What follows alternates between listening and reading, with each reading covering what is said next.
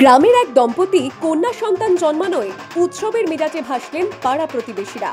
পথচারীদের মধ্যে বিলি করা হলো মিষ্টি, ঢাক ঢোল পিটিয়ে বাড়িতে আনা হলো সেই সদ্যজাতকে। কন্যা জন্মের পরে এমন আয়োজন নজিরবিহীন।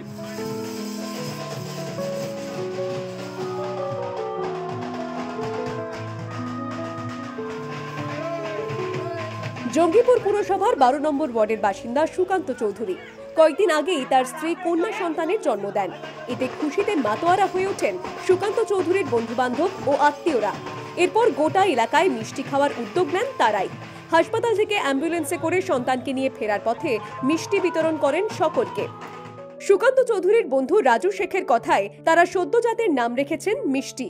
বন্ধুর মেয়ের জন্মে তারা ভীষণ খুশি।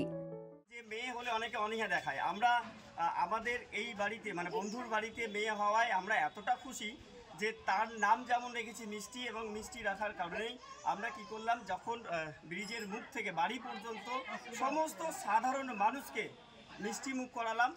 তার নামও রেখেছি মিষ্টি এবং সে দেখতেও সত্যিই মিষ্টি। মুর্শিদাবাদ থেকে মামিনুল ইসলামের রিপোর্ট, দ্য ওয়াল।